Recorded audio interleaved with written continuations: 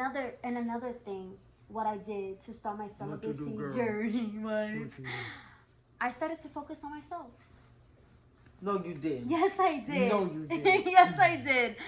That's a big thing. Yeah. I started to focus on myself. Yeah. That's the I big. That's the started biggest thing. to take myself on dates. I remember that. People used to, I went to Chili's and the lady was like, how many? And I said one. She like, I was like, yeah, one.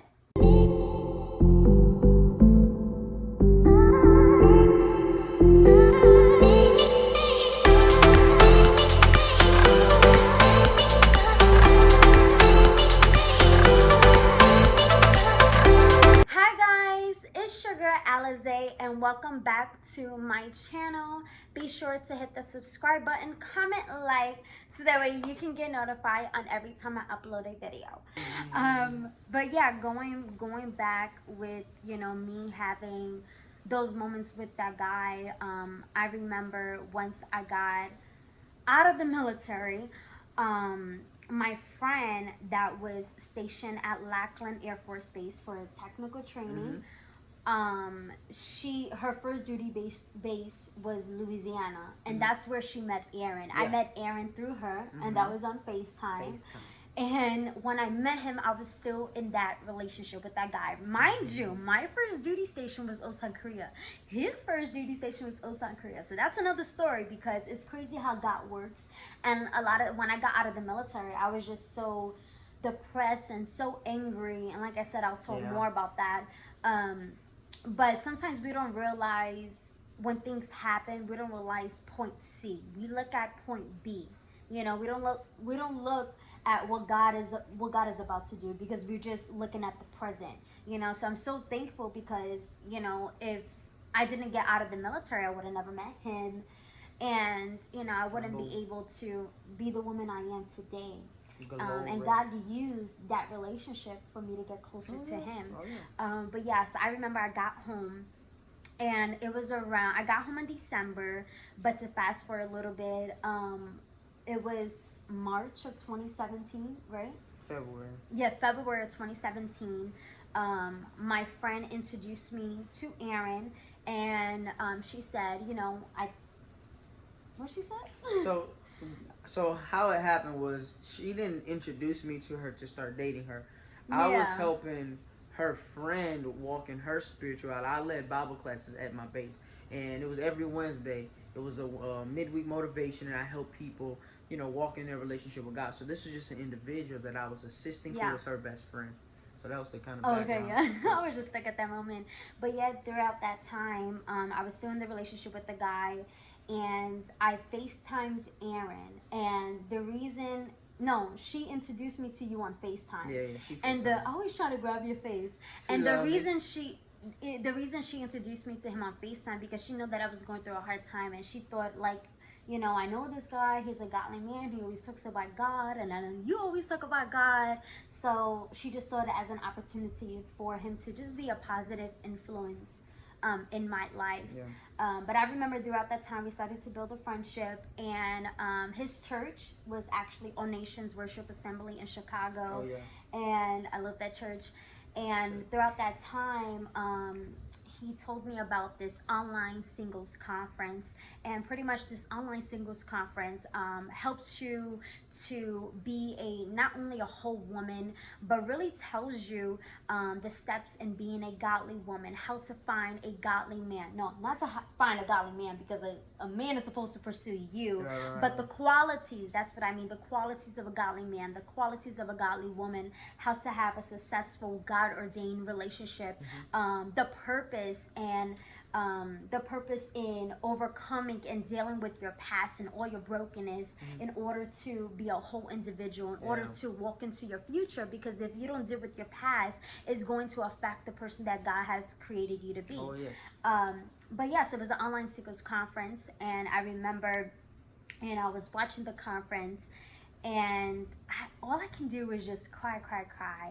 And as I was watching the conference, because that's all I do, but as I was watching the conference, as I was watching the conference, I had two visions in my mind.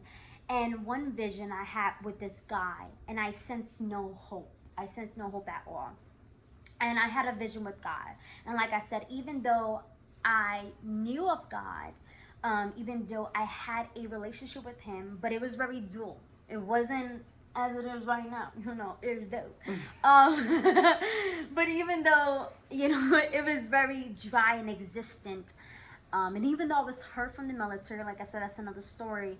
But I sense hope. I sense peace. Even though I didn't know all of God, of who He is, His identity, who He is as a father, or my future, and who I am, my purpose. I mean, the list goes on. I sense peace. I sense hope. And I literally heard God say, "You can't have all of me if you give me half of you." That was my first confirmation, because I'm like, wow. Like, because a lot of times people think an idol is freaking like A temple with a rock, object or whatever. A lot of times idols can be your job, an idol can be a relationship, yourself. anything that you put before God. And I realized, going, like, looking back on my past, anytime I started to try to get closer to God, the enemy always came with a guy, because he knew that that was my weakness. He knew that I didn't know who I was, and I was looking for a father figure in a guy. And so yeah, I remember that same moment. God was like, "You can't have all of me if you give me half of you." And even though I didn't make the decision right away, um, to end that dysfunctional relationship, I made the decision in my heart. But it did took a few months for me to walk it out, to make that my reality, because it was hard, it was uncomfortable. But I remember that same night, I literally felt like a light bulb came on, and it was just crazy. I literally felt like a light bulb came on. Like God literally was removing a blindfold from my eyes and revealing His truth. I don't know if that makes sense, but He was like revealing His truth. And a lot of the times when we are drifted away from God, or we are in the world, it's like we're on this earth upside down.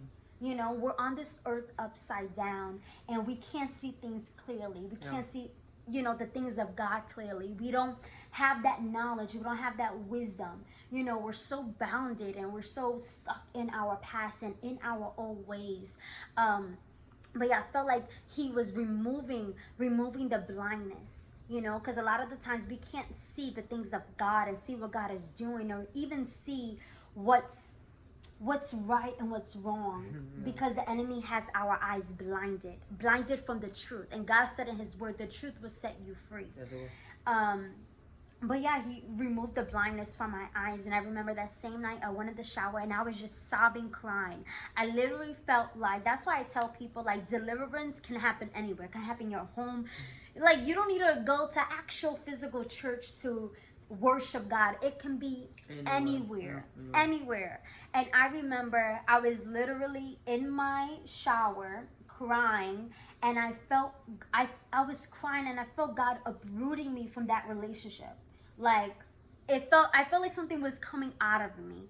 I was just sobbing in that shower. And to fast forward a little bit, like I said, I did make the decision to end that relationship with Him.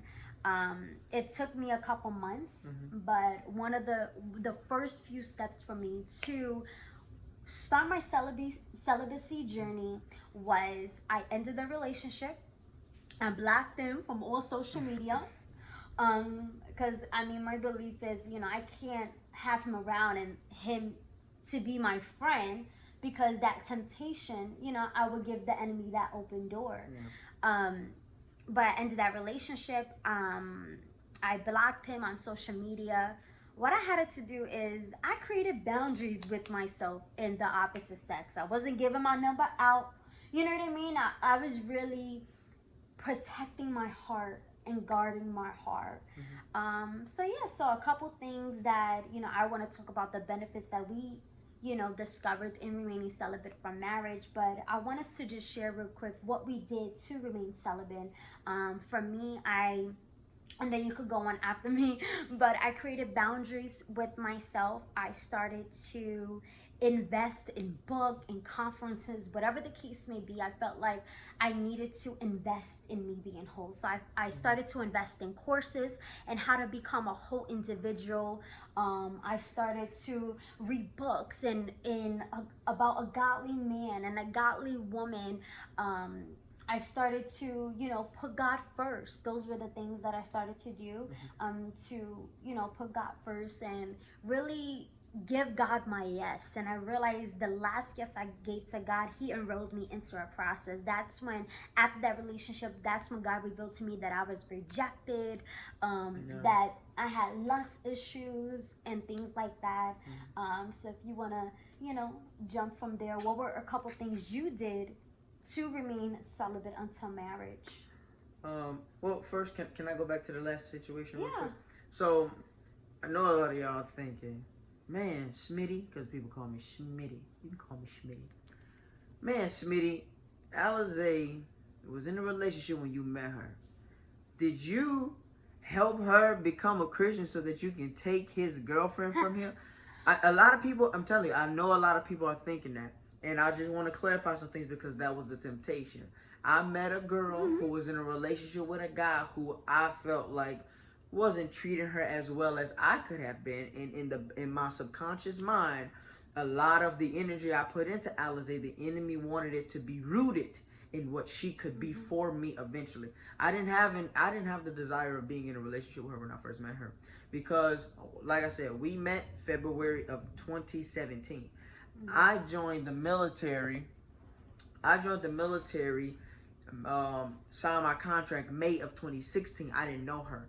I was celibate for a year and a half before I ever met Alizé. I've been celibate for 3 years. No, it's been 4 years. It's been 4 years, but a year and a half before I met Alizé, I decided to be celibate, and I was in a relationship. It was an emotional soul tie. We'll get more into that as I kind of explain my journey, but we didn't do anything sexually. We were just in an emotional soul tie.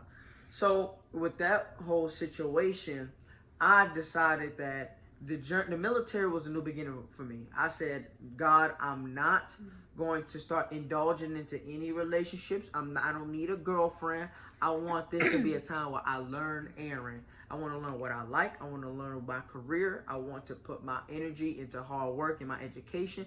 I'm a young man. I don't really have the desire to indulge my feelings in a relationship with someone when I still don't know who I am yet. So when I first joined the military, my whole focus was me, me, me. Because I had to make sure that my identity was solid and that my relationship with God was serious. So when I met Alizé, mind you, she's a very attractive young woman. She was attractive back then, and she keep getting fine by the day. But she was attractive when I first met her. So when Terry called me, Terry sent me a text and said, "Hey, can you have a conversation with my friend? She's going through a hard transition and she's depressed, and I feel like I can't help her because I'm part of that problem." I said, "You know what?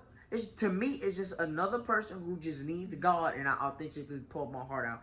All I did was get on the phone with her and tell her my story. I didn't tell her, I didn't prophesy over her, I didn't tell her her future involved me because I didn't know that at that moment in time. I just told her my story, and she was inspired by my journey. And at that moment, we initially started boundaries. We talked on the phone with me, her, and her friend. We didn't have any communication together because we knew that if we took the relationship, our friendship on our own, we would run with it and we would take it outside of it, the content of the purpose of which it, started with. So when we first met, it was with her friend at a church service in Chicago. So I just kind of want to clarify, my whole intention when I met Alizé was not to become this. This was just a result of her obeying God and me following God. This is the result of two individuals who authentically love God, who just happen to meet in purpose together. Yeah, and so you pursue me. I did pursue little mom. I asked her little Because our belief is a man is supposed to pursue a woman, not a woman supposed to pursue a man. So ladies, continue focusing on your purpose, that business, continue focusing in becoming whole. Do whatever you have to do. Yeah. And for me, another thing that that I did to start my celibate journey was I stopped focusing on a relationship. I Yeah. stopped Oh yeah. focusing on marriage. I stopped, focusing on what everybody else is doing on social media. Mm-hmm. And I started to just be very content in my singleness season, very content in who I am, Mm-hmm. and really putting just God first and God on top. Yeah. God says, when you seek, you will find. When you knock, He will answer. He will. So it's all about, discipline and self control, and honestly putting God first. And I think sometimes a lot of people give up in being celibate into marriage because they try to do it on their own strength. Yeah. Do not Oh try yeah. to do it on your Oh own yeah. strength. You ain't gonna. Do it with God. Oh yeah. Do it with God. Yeah. So yeah, so we're just gonna go into just the benefits. Yeah, baby. Oh, you kind of gave your mm-hmm. I didn't give my benefits yet. Oh, I gave the reasons why I. Now you get me confused. No, the reasons I gave, why no, we no. decided to be celibate. I told them the steps or the reasons why I started my celibacy journey, like how I started Okay, it. okay. Can And I share then mine? yeah, of course. This is real quick. The very first thing I did was I started fasting. Fasting was my Yes. go-to because Oh my God. the Bible says these only come by fasting and prayer, which means there's certain spirits that you cannot deliver from because it demands you to crucify your flesh. Yeah. For those of you who don't know what crucifying your flesh, whatever your desire is, whether it's to have a sweets, dessert, cake, pop, you Putting that tell to the yourself side. no. No. You say no, no, no, because you're trying to control your That desires temptation, yeah. at a small level. Because sex is all about desires. And if you can tell yourself on a small level no, you can give yourself hope that you can eventually stop having sex and become celibate. So that was my go-to. I was fat, and God gave me a heart to fast. I would fast for like 2 weeks at a time, and it was at a point in time where I wasn't even hungry because I was so dedicated. Starving. I was so dedicated to just telling my body no, because for a young man who, I mean, he good like what you mean? you know, I'm pretty sure. But that was my main thing, and then obviously, like she said, we actually bought a book together that helped us go on the journey together on what was it? God's promises of a godly man, God's promises of a godly woman, and then the author both were married. So the book kind of threw in some tips for a husband and the woman book, and then vice versa. Yeah, I'm sorry, baby. No, I'm good. No, because you would think, oh my God, the temptation's gonna start once you're married. No, the temptation is still out there. So that's why it's so important in your singleness season and even throughout courting and dating whoever you're with in a relationship to build that self-control, to build that discipline, to create boundaries. So that way when you're married, not saying that you're gonna have boundaries with each other, but you don't think that was gonna tempt you? For other people? Listen, marriage is not gonna stop that lust issue. It's not. It's gonna make it worse. Marriage is not gonna stop that sex addiction. You know what I mean? So it's so important to. And another thing, what I did to start my celibacy journey was I started to focus on myself. No, you did. Yes, I did. No, you did. Yes, I did. That's a big thing. Yeah. I started to focus on myself. Yeah. I started to take myself on dates. I remember that. I went to Chili's and the lady was like, how many? And I said 1. I was like, yeah, 1. So yeah, I started to take myself on dates. I started to affirm myself, saying that you're beautiful, you're worthy. You don't need to. You don't need to use your body for anything. Your body is a temple. And all these different things. I started to take breaks from social media because there's times that you can just compare yourself. Oh yeah. Like I said, I started to just read books. But the most important thing was I started to love myself. Oh yeah. Get to know Alizé. I started to journey about my past, my feelings, what I want. I started to get to know her because how can you tell someone to love you if you don't know how to love yourself? You can't. So that was a big thing for me to love myself because I had lacked you know, no confidence, Yeah. and I had insecurity issues. And even though, you know, I was beautiful, you know, but I had no confidence in myself. And, you know, a lot of times people just feel more confident about of their body. Mm. Um, but yeah, so, you know, I want to just share the benefits in remaining celibate Oh until yeah. marriage. Oh yeah. So a few benefits in remaining celibate into marriage is, for me, I learned that my identity was in God and not in men. My identity was in God and not in men. I learned that I can be who God called me to Yes, you can. be who God created me to be. What about you? Um, it's a lot of benefits to it Ooh. because. What you Oh no, mean? I'm just thinking about benefits. And go on. Yeah, hallelujah. It's a lot of benefits. Obviously, everybody thinks, or everybody knows that the benefit is that I'm saving myself for my wife, and she's saving herself for her husband. Me, her. And we've honored each other before we've even given each other the opportunity to even see ourselves naked and bare in the room, all alone. No, but some of the benefits for me was she mentioned one thing, how she was blinded. That is, it's a feeling. It's one of those things as a Christian. It's hard for me to explain certain things to people because you just have to experience it in order to really know what it feels like, what the encounter with God was like. For me, I literally got to see who I was at my core. Yeah.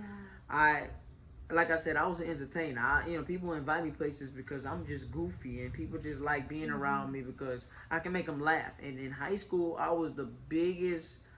I mean, I got voted the most popular, but still, I had a void in my heart. Mm-hmm. And being celibate really allowed me to, really discover what I wanted in my life. It allowed me to be able to have conflict resolution with Alizé in a relationship without having to resort to sex. Because a lot of relationships result to sexual contact to resolve conflicts. We're long distance, and when we see each other, we can't be intimate. It forces us to use the word of God, and everything that we preach, we have to practice. So it really gives us a good sense of reality to be able to coexist with each other because we're limiting ourselves that physical contact, and it's allowing us to really use God's word to resolve conflicts in our relationship, to prepare for marriage on a deeper level, because real intimacy is at the soul, not necessarily the having sex with somebody. Yeah.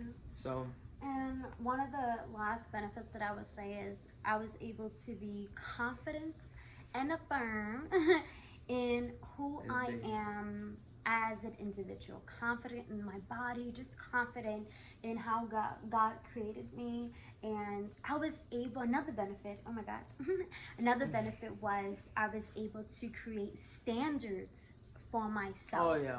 Um, I was able to create standards for myself. And most importantly, I was able to know my negotiables and non-negotiables. Oh yeah. Knowing what I will allow and knowing what I would disallow. That's why it's so important with when you're courting, you're dating, you're knowing your negotiables and not negotiables. That way you're not compromising for anything. Yeah. So my most important thing was for him to have a relationship with God, because if he doesn't have a relationship with God, I mean, he's gonna lead me astray. You know, he's supposed to lead me in the right direction. Right. You know, and if he does anything, he's disobeying God, not me. You know, because he reports to him, not me. Exactly. You know, and one of the last things is I was able to position myself to be pursued by a godly man. Yeah, boy. He pursued me, and we'll definitely have another video on more in depth in how we met and our journey and how we started dating, because you guys just know how we met, which was from our friend.